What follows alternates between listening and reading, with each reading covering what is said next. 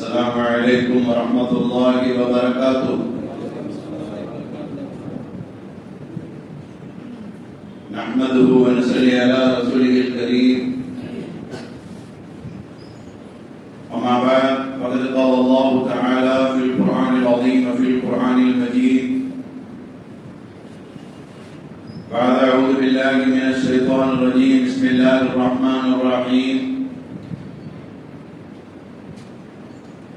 الذي خلق الموت والحياة ليبلوكم أيكم أحسن عملا. صدق الله العليم.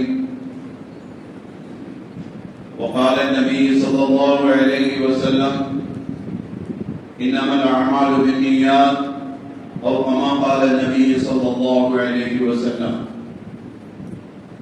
الحمد لله. எல்லா புகழும் அல்லாஹ் ஒருவனுக்கே உண்டாவதாக. அவனது அருட்பெரும் அருளும் கருணையும் ஈரோட சர்தார் ஹஜ்ரத் நபிரான் முஹம்மது முஸ்தபா ஸல்லல்லாஹு அலைஹி வஸல்லம் அவர்களின் மீதும் அவர்களின் வாழ்வை விடுவாது பின்பற்றிய உத்தம சத்திய சஹாபாக்கள், தாபியீன்கள், தபஅ தாபியீன்கள், நாதாக்கள், நல்லவர்கள் நம் அனைவர்களின் வாழ்விலேயும் அல்லாஹ் எல்லா நிஅமத்துகளையும் அருளையும் தந்தருள் பாலிப்பானாக.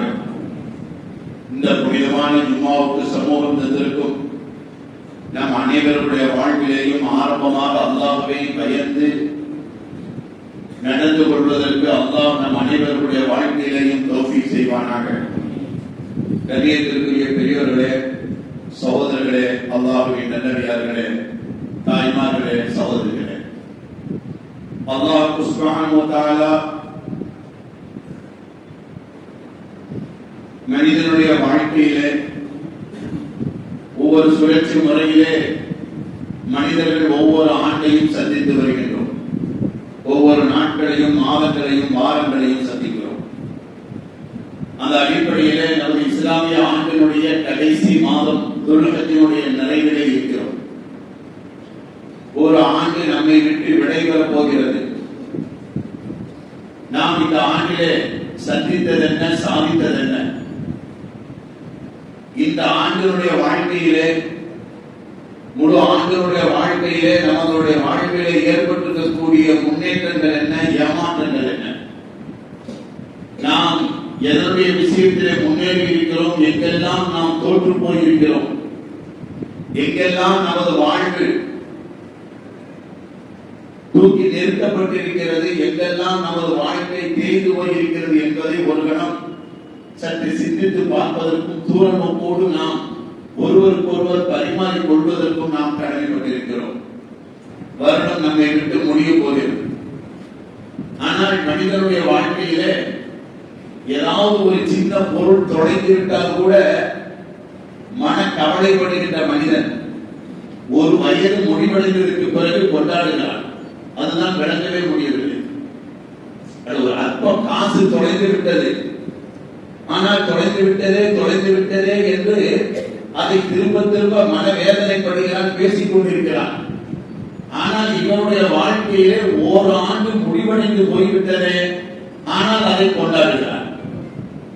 அதை பர்த்டே என்று அவன் மட்டுமல்ல, அவன் சார்ந்த அத்தனை பேரையும் அழைத்து அதற்கு ஒரு மெழுகுவர்த்தி ஏற்றி ஊதியோ அணைத்தோ எப்படியோ இனிப்பை வழங்கியோ கேக்கை வெட்டியோ கண்டதை காட்சி கொண்டதை போடும் என்ற அடிப்படையிலே அந்த ஒரு வருடம் போனதை கொண்டாடுகிறான்.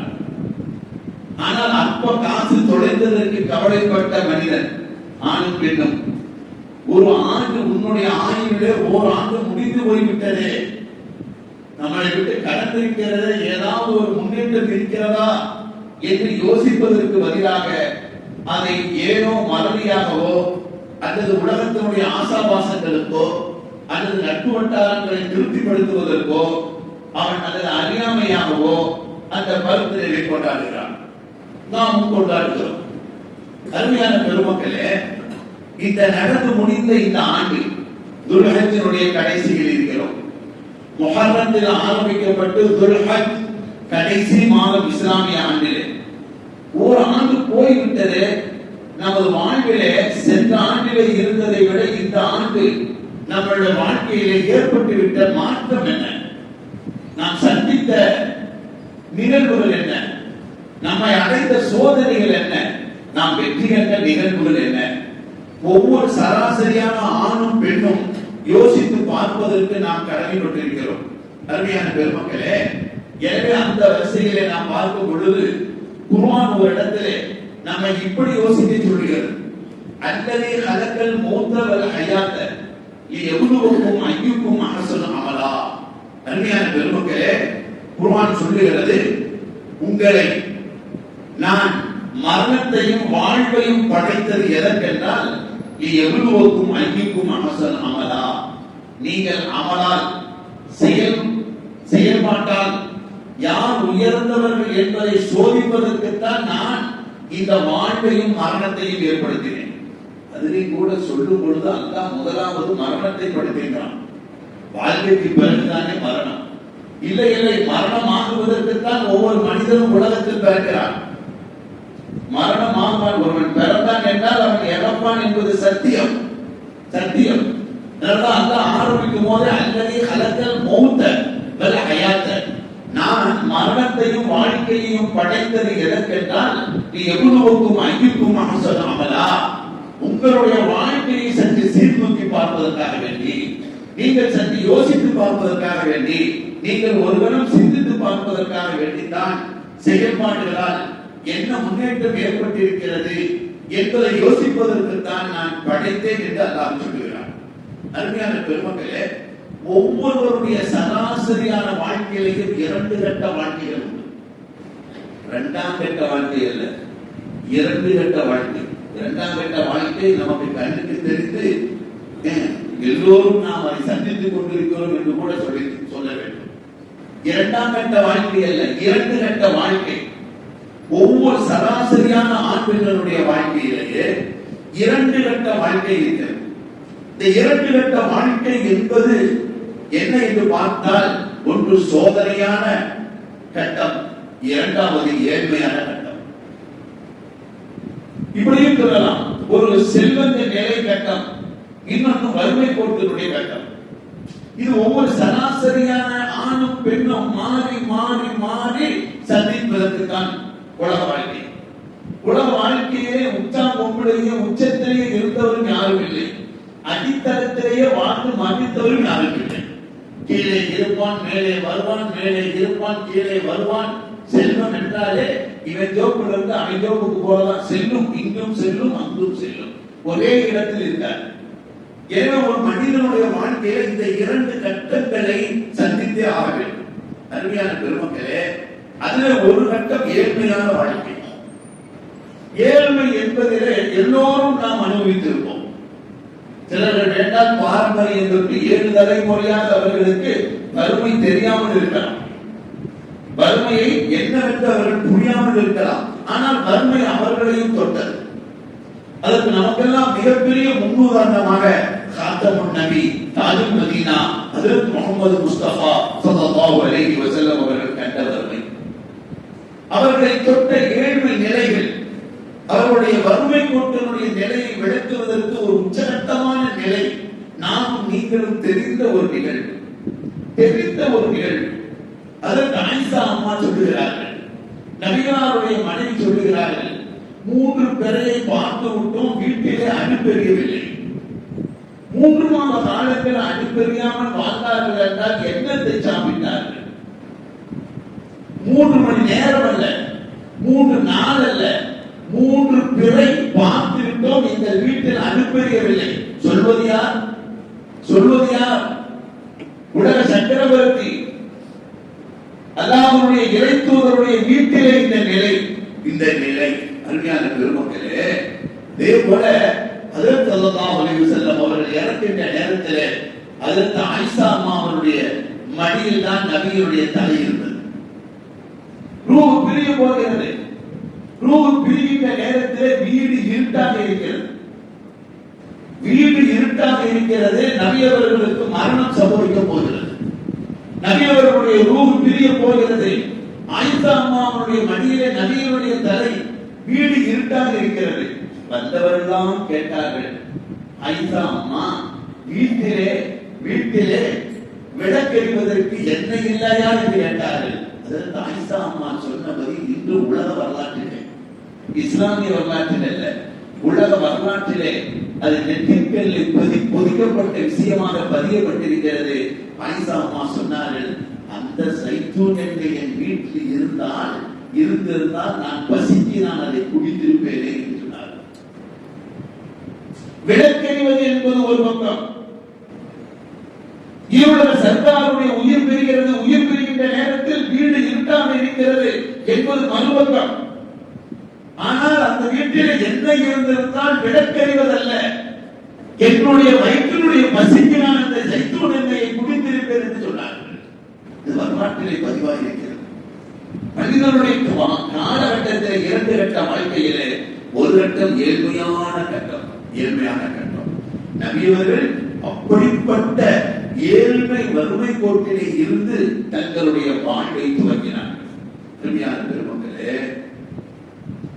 பெருமக்களே கேட்டார்கள், 3 மாத காலங்கள் வீட்டிலே அடுப்பெரியவில்லை என்றால் என்னதான் நீங்கள் உண்பீர்கள் என்று கேட்டார்கள். நீங்கள் என்னத்தை தான் சாப்பிட்டீர்கள் என்று கேட்டார். அஸ்வதா, அதற்கு ஆயிஷா அம்மா சொன்னார்கள், அஸ்வதா 2 கருப்பை நாங்கள் சாப்பிட்டோம். ஒன்று பேரித்தங்கனி கருப்பாக இருக்கும், தண்ணீரும் கருப்பாக இருக்கும். இந்த 2 கருப்பை தான் நாங்கள் தின்று 3 மாத காலங்கள் அடிப்படையான காலகட்டத்திலே வாழ்ந்தோம். தண்ணீருக்கோ பேரித்தங்கனிக்கோ நெருப்பு தேவையில்லை அதை சமைப்பதற்கு. பேரித்தங்கனியை சாப்பிடுவது தண்ணீரை குடிப்பது, பேரித்தங்கனியை சாப்பிடுவது தண்ணீரை குடிப்பது. அருமையான பெருமக்களே, அல்லாஹ் மரணத்தையும் வாழ்க்கையையும் படைத்த இறைவன் வாழ்க்கையிலே 2 கட்ட நிகழ்வுகளை சந்திப்பதற்கு ஒவ்வொரு ஆணுக்கும் பெண்ணுக்கும் வழிவகையை ஏற்படுத்தினான். அந்த வழிவகையிலே முதலாவது வழிவகைதான் நபி அவர்கள் கண்ட ஏழ்மையான வறுமை நிலையிலே இருந்த நிலைப்பாடு. மற்றொன்று செல்வத்தையும் சந்தித்தார்கள். நபிகளார் அவர்கள் நமக்கெல்லாம் வாழ்வுக்கு வழிகாட்டிய வல்ல நபி காத்தமுன் நபி ஸல்லல்லாஹு அலைஹி வஸல்லம் அவர்கள் வறுமையை மட்டுமல்ல செல்வத்தையும் சந்தித்தார்கள். அல்லாஹ் அவர்களுக்கு செல்வத்தை கொடுத்தான். எப்பொழுது ஹுனைனுடைய யுத்தம் நபி அவர்கள் அத்தனை யுத்தங்களையும் சந்தித்தார்கள். ஹுனைன் யுத்தத்தை சந்திக்கின்ற நேரத்திலே நபி அவர்களுக்கு அந்த ஹுனைன் யுத்தத்திலே கிடைக்கப் பெறுகிறது 24,000 ஒட்டகங்கள் கிடைக்கப்படுகிறது. போர் முடிந்தது. போர் முடிந்த உடனே அங்கே கனிமத்து பொருளாக கிடைக்கப்பட்ட 24,000 ஒட்டகங்கள் அத்தனையும் நபிக்கல்ல, போராடுவது தொண்டன். அதையெல்லாம் வாரி சுருட்டி தன் வீட்டுக்கு கொண்டு போகக்கூடிய தலைவன் அல்ல நபி அவர்கள். தீக்குளிப்பது தொண்டன். இவர் ஏசியர்களை இறந்து கொண்டு அத்தனையும் முடக்கிக் கொள்வதென்ற தலைவன் அல்ல. இவருடைய சர்தார் 24,000 ஒட்டகங்களுக்கு சொந்தமாக்கப்பட்ட நபி அவர்கள் அதிலே தங்களுக்கு 5% தான். என்ற அடிப்படையிலே நபி அவர்களுக்கு 5% இருந்தார்கள். 960 ஒட்டகத்திற்கு அதிபதியார். ஒரு ஒட்டகம் என்பது விளங்குவதற்கு சொல்கிறேன், 1 லட்சம் என்றால் 960 ஒட்டகத்துக்கு சொந்தக்காரர். ஹுனைனுடைய யுத்தம் 3 மாத காலங்கள் அடிப்பெரியாத முகமது நபியினுடைய வீடு இறக்கின்ற நேரத்திலே எரிகின்ற விளக்கிலே எண்ணெய் இல்லை. அந்த முகமது நபி அவர்களுக்கு ஹுனைனுடைய யுத்தம் முடிந்ததற்கு பிறகு 960 ஒட்டகத்துக்கு அதிபதி, 40,000 ஆண்டுக்கு அதிபதி. அதே 16,000 ஆண்டுகள் நபி அவர்களுக்கு சொந்தம், 4,000 வெள்ளி காசுகள், அதே போல 6,000 அடிமை பெண்கள். இத்தனை நபி அவர்களுக்கு சொந்தமாக்கப்பட்ட செல்வத்திலே வாழ்ந்தவர்கள் தான் ஹஜ்ரத் ஸல்லல்லாஹு அலைஹி வஸல்லம் அவர்கள். அருமையான பெருமக்களே, இந்த 2 கட்ட வாழ்க்கையை சந்தித்த நபி அவர்களுடைய வாழ்வு நமக்கெல்லாம் மிகப்பெரிய முன்மாதிரி. எந்த கட்டத்திலேயும் தடுமாறி விடவில்லை. ஏழ்மையிலே இறைவனை மறந்து விடவில்லை. செல்வத்திலும் அல்லாஹ்வை அவர்கள் மறந்து விடவில்லை. ஆனால் இந்த உம்மத், நபியுடைய உம்மத், கடைசி உம்மத், இன்றைய காலகட்டத்தில் நமக்கு இருக்கக்கூடிய தடுமாற்றம் என்னவென்றால் வயிறு நிமிர்ந்தால் ஒரு பார்வை, வயிறு பசியோடு இருந்தால் மறுபார்வை. இஸ்லாத்திற்கு எல்லாமே இரட்டை வழி பாதைதான், இருவழி பாதைதான், ஒரு வழி பாதை அல்ல. ஆனால் இதிலே இரண்டிரட்ட வாழ்க்கையிலேயும் அல்லாஹ்வோடு இருக்க வேண்டும். அதுதான் இந்த சமூகம் மறந்து போய்விடுகிறது. அதான் அல்லாஹ் ஞாபகப்படுத்தினா, அல்லதி ஹலகல் மௌத வல் ஹயாத்த, நான் மௌத்தையும் ஹயாத்தையும் படைத்தது உங்களை ஒருவருக்கொருவர் நீங்களே அமலால் சோதித்துக் கொள்வதற்காகவே. அருமையான பெருமக்களே, ஒரு வருடம் நம்மை விட்டு விடைபெறுகிறது. முஹர்ரம் துவங்கி துல்ஹஜ்ஜை முடிக்கப் போகிறோம். துல்ஹஜ்ஜை முடிக்கப் போகிறோம். ஹஜ்ஜையும் முடித்து விட்டார்கள். அதுதான் அது கடைசி கிழமை. ஆனால் ஒரு இடம் நாம் நடந்து வந்த பாதையை சற்று திரும்பி பார்த்தோம். இது ஒவ்வொரு ஆண்களுக்கும் இருக்க வேண்டிய அம்சம். நடந்து வந்த பாதையை திரும்பி பார்க்கணும். கெட்டும் பட்டணம் போய் என்று சொல்லுவார்கள் தமிழிலே. கெட்டும் பட்டணம் போனால் உழைச்சுதான் சொல்லுவாங்க. நாம் இந்த பட்டணத்துக்கு வருகின்ற இருந்த நேரத்தில் இருந்த நிலை என்ன, இப்பொழுது நாம் இருக்கின்ற நிலை என்ன, இருக்கின்ற நிலை என்ன யோசித்து பார்க்க வேண்டும். அருமையான பெருமக்களே, எவ்வளவு பெரிய முன்னேற்றம் கிடைக்கப்பட்டிருக்கக்கூடியது. உலகம் கிடைக்கப்பட்டிருக்கிறது, மறுமை கிடைக்கப்பட்டிருக்கிறதா? உலகம் கிடைக்கப்பட்டிருக்கிறது. வெறும் மஞ்சள் பையை எடுத்துக்கொண்டு வந்தவர்கள் இந்த ஒவ்வொரு நாளும் மஞ்சள் பை நிறைய சம்பாதித்து வீடு செல்கிறார்கள். மாஷா அல்லாஹ், பாரக்கல்லாஹ். ஆனால் உலகத்தினுடைய முன்னேற்றம், நல்ல மனைவி கிடைத்தார், நல்ல குழந்தைகளை பெற்றெடுத்தோம், நல்ல பட்டம் பதவிகள் கிடைக்கப்பட்டது. இவைகள் எல்லாம் என்னுடைய உயிர் பிரிகின்ற வரையும் என்னோடு இருக்கும், என்னோடு இருக்கும். உயிர் பிரிந்ததற்கு பிறகு மூன்று விஷயத்தை செய்யாமல் யாரும் இறந்து விடக்கூடாது. மூன்று விஷயத்தை செய்யாமல் இறந்து விடக்கூடாது. ஒன்று, சதகத்துல் ஜாரியாவை ஏற்படுத்த வேண்டும். இரண்டாவது, வலதும் சாலிஹ், ஒரு சாலிகான குழந்தை, நம்மளுக்கு துஆ செய்யக்கூடிய குழந்தையை உருவாக்காமல் நாம் இறந்து விடக்கூடாது. மறுமையுடைய இல்மை அடையாமல் நாம் இறந்து விடக்கூடாது. உலகத்தில் என்ன வேண்டாலும் கிடைக்கட்டும், கிடைக்காமல் போகட்டும். இந்த மூன்று அம்சங்கள், இந்த மூன்று அம்சங்கள் இவ்வளவுதான் வாழ்ந்துட்டு நமக்காக வேண்டி ஒரு நன்மையை சேகரிக்கக்கூடியதை நாம் சேமித்து வைக்காமல் போவதா? நம்ம அவ்வளவு ஏமாளித்தனமானதா? ஒரு ஜஸ்ட் ஒரு டீ கடைக்கு போனா கூட பாட்டியில பாத்துக்கிறோம், இருக்கா இல்லையாண்டு, இல்லாட்டி மாவட்டம் இருக்குமாண்டு. மூத்தா போற நேரத்தில் எனக்கு என்ன இருக்கு, எனக்கு என்ன இருக்கு, என் குழந்தை இருக்கிறதா? குழந்தை இருப்பது பெரிதல்ல, அவன் எனக்காக வேண்டி கையெழுதுவானா? வலதும் சாலிஹ், இருக்கிற நேரத்தில் கேட்பாருக்கு இருக்கிறானே. நான் வீட்டில் இருப்பது அவனுக்கு பாரமாக தெரிகிறது. இந்த பெருசை வைத்துக் கொண்டு படாத பாடுபட வேண்டியிருக்கிறது. பெருசென்றால் யார்? வீட்டில் எருமாடா? யாருக்கு பெருசு? பெற்றவங்க அவனுக்கு பெரிதாக தெரிகிறது. இந்த பெருசை வச்சுக்கிட்டு வயதான காலத்தில் தூக்கம் வரவில்லை. இவன் 3 மணி வரை இவன் செல்போனை பார்த்துவிட்டு தூங்குகிறான். இவர்கள் இரவு 9 மணிக்கு தூங்க ஆரம்பித்து 3 மணிக்கு எழுந்து விடுகிறார்கள். மகனே, எனக்கு காபி கொடு என்று கேட்கிறார்கள். அங்கே மகன் மட்டும் பேசவில்லை, மருமகளும் சேர்ந்து பேசுகிறார். இந்த பெருசை வீட்டில் வைத்திருந்தால் நாம் நிம்மதியாக வாழ முடியாது. என்ன பெருசு? எத்தவன் சொன்னால் கூட பொறுத்து கொள்ளலாம், வீட்டிற்கு வந்த மருமகளும் பேசுகிறாளே என்றாள். இதுதான் உலக வாழ்க்கை.